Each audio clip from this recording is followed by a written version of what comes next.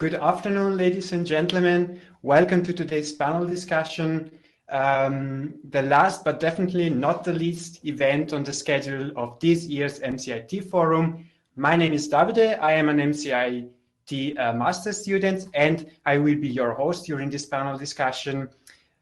We already have a lot of amazing talks today, but the day is not over yet. Here, together with Alex, with Guido, and with Horst, we will introduce you to some further insightful topics. So just a couple of organizational aspects. Feel free to ask your question whenever you want, but we will answer them during the last 15 minutes of our panel discussion.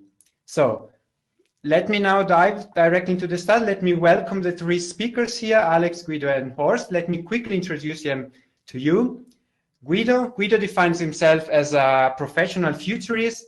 He's the CEO of the startup SuperCity. He holds an international baccalaureate, and he has specialization in different fields like disruptive innovation, design thinking, deep learning. Then we have Mr. Horst Moser. He is the area sales management of an international discount supermarket chain. He is in charge of 5 stores and directs a team of more or less 100 members. And then we have Mr. Alex Mons.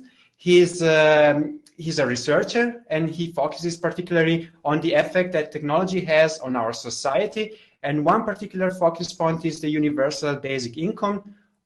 This topic, we will look at it a little bit closer later. So, speakers, very welcome from my side. Are you ready? Yes, thank you very much. Yes. Let's dive into the stuff then. Guido, I would like to start with you.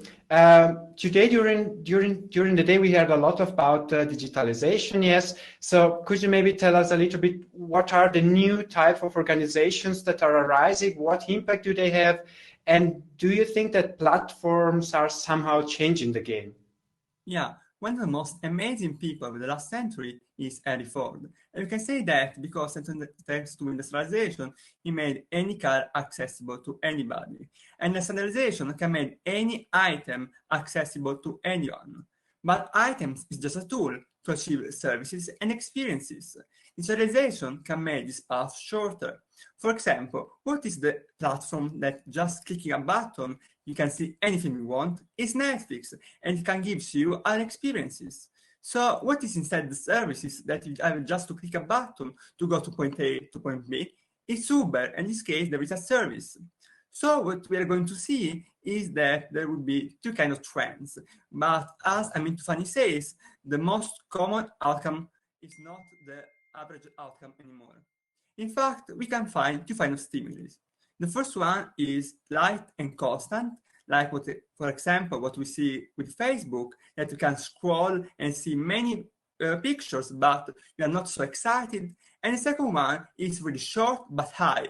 Like, for example, what happened with virtual reality headset. You can go to the moon, you can go to Mars, you can even fly. Can you imagine?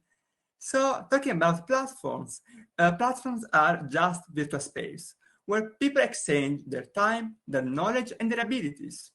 And what platform can introduce is the idea of task on demand. What does it mean? It means that now people don't think about anymore the question, how long do you stay at the office, but rather they think about how much you produce. So there is a more product-centric world. And that's the point. There is the difference between before it was how long, and now there is how much.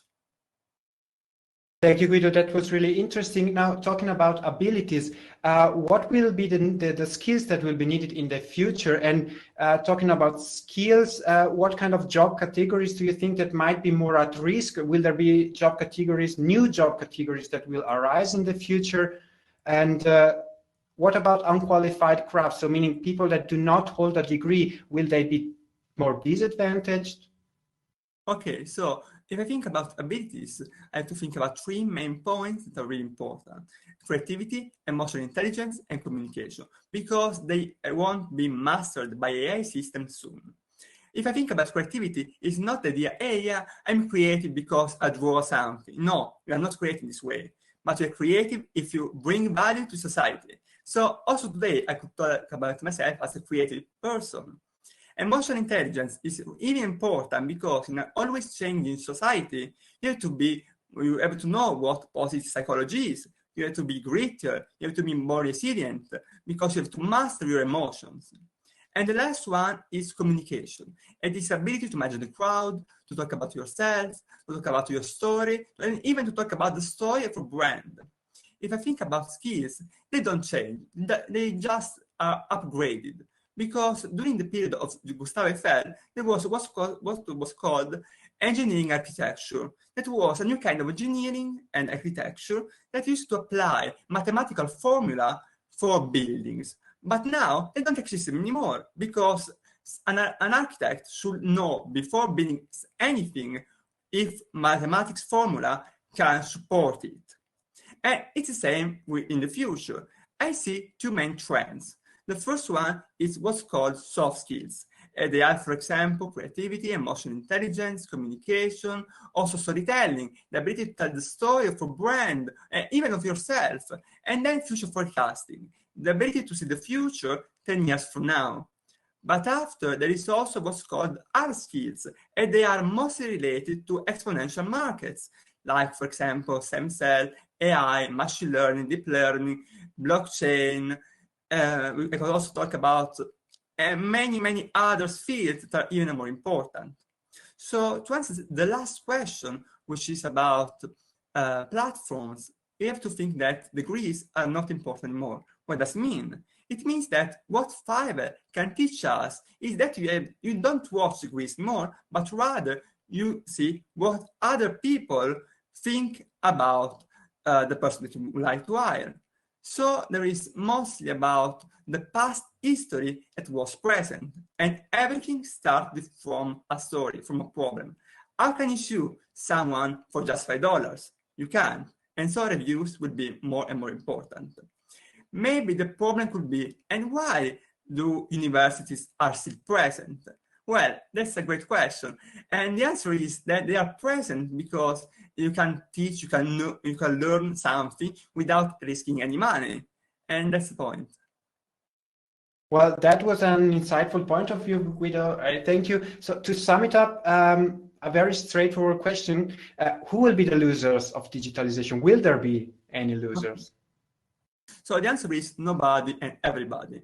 In other words, neither losers nor winners. What does it mean? It means that even if there will be fewer and fewer people that will be called super rich, in reality, AI systems will do the majority of the task.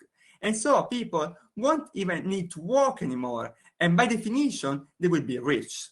So there will be two kinds of categories, social categories, the rich and the super rich. The main difference will be that the super rich will be able to enhance themselves. For example, they will live a longer life, they will be healthier, stronger, and will have smarter kids. And so there is what Harari calls the useless class, and will be present in the future. But I personally think that the useless class is already present, and it is called net. People that don't work, are not trained, and don't have any kind of employment. And the solution for this problem is UBI. And Alex will talk about that. But before going, now tell me, what social category would you like to belong to? Thank you.